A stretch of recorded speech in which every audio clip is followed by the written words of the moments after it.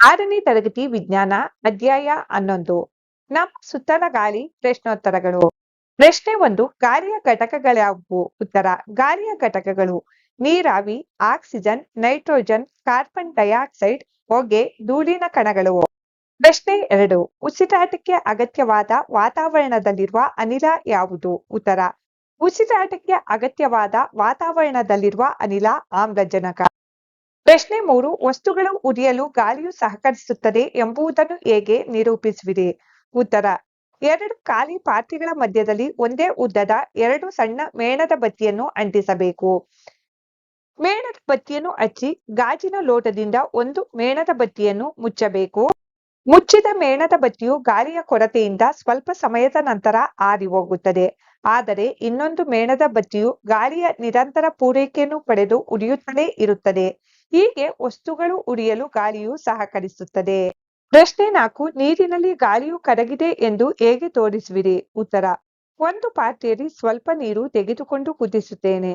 ನೀರು ಕುದಿಯುವ ಮೊದಲು ನಾವು ಪಾತ್ರೆಯ ಒಳ ಮೇಲ್ಮೈಯನ್ನು ಗಮನಿಸಿದಾಗ ಅತಿ ಸಣ್ಣ ಗಾಳಿಯ ಗುಳ್ಳೆಗಳು ಗೋಚರಿಸುತ್ತವೆ. ಈ ಗುಳ್ಳೆಗಳು ನೀರಿನಲ್ಲಿ ಕರಗಿದ ಗಾಳಿಯಿಂದ ಬರುತ್ತವೆ. ಇದರಿಂದ ನೀರಿನಲ್ಲಿ ಗಾಳಿಯು ಕರಗಿದೆ ಎಂದು ತೋರಿಸುತ್ತೇನೆ. ಪ್ರಶ್ನೆ 5. ಹತ್ತಿ ಉಣ್ಣೆಯ ಉಂಡೆಯು ನೀರಿನಲ್ಲಿ ಏಕೆ ಸಣ್ಣಗಾಗುತ್ತದೆ? ಉತ್ತರ. ಹತ್ತಿ ಉಣ್ಣೆಯ ಉಂಡೆಯು ಗಾಳಿಯನ್ನು ಹೊಂದಿರುತ್ತದೆ. ಹತ್ತಿ ಉಣ್ಣೆ ಉಂಡೆಯನ್ನು ನೀರಿನಲ್ಲಿ ಅದ್ದಿದಾಗ ನೀರು ಗಾಳಿಯನ್ನು ಹೊರದಬ್ಬುತ್ತದೆ. ನೀರು ಹೀರಿಕೊಂಡ ಹತ್ತಿ ಉಣ್ಣೆಯ ಉಂಡೆಯ ಪದರಗಳು ಒಟ್ಟಿಗೆ ಅಂಟಿಕೊಳ್ಳುತ್ತವೆ. ಅದರಿಂದ ಹತ್ತಿ ಉಣ್ಣೆಯ ಉಂಡೆ ನೀರಿನಲ್ಲಿ ಸಣ್ಣಗಾಗುತ್ತದೆ. 6. ಭೂಮಿಯನ್ನು ಆವರಿಸಿದ ಗಾಳಿಯ ಪದರವೇ ಡ್ಯಾಶ್? ಉತ್ತರ. ವಾತಾವರಣ. 7. ಹಸಿರು ಸಸ್ಯಗಳು ತಮ್ಮ ಆಹಾರ ತಯಾರಿಸಲು ಬಳಸುವ ಗಾಳಿಯ ಘಟಕ ಡ್ಯಾಶ್? ಉತ್ತರ. Carbon dioxide. ಪ್ರಶ್ನೆ 8. ಗಾಳಿ ಇರುವುದರಿಂದ ಸಾಧ್ಯವಾಗುವ 5 ಚಟುವಟಿಕೆಗಳನ್ನು ಪಟ್ಟಿ ಮಾಡಿ. ಉತ್ತರ. ಜೀವಿಗಳು ಉಸಿರಾಡಲು ಗಾಳಿಯು ಅತ್ಯವಶ್ಯಕ. ಪಕ್ಷಿಗಳು, ಕೀಟಗಳು ಮತ್ತು ಬಾಹುಲಿಗಳು ಗಾಳಿಯ ಸಹಾಯದಿಂದ ಹಾರುತ್ತವೆ. ಬೆಂಕಿ ಹತ್ತಿ ಉರಿಯಲು ಗಾಳಿ ಅವಶ್ಯಕ. ಗಾಳಿಯು ಪವನ ಯಂತ್ರವನ್ನು ತಿರುಗುವಂತೆ ಮಾಡುತ್ತದೆ. ಧಾನ್ಯಗಳನ್ನು ತೂರುವುದಕ್ಕೆ ಗಾಳಿ ಸಹಾಯಕ. ಸಸ್ಯಗಳಲ್ಲಿನ ಬೀಜಗಳು ಮತ್ತು ಪರಾಗಗಳು ಹರಡಲು ಗಾಳಿ ಸಹಾಯ ಮಾಡುತ್ತದೆ.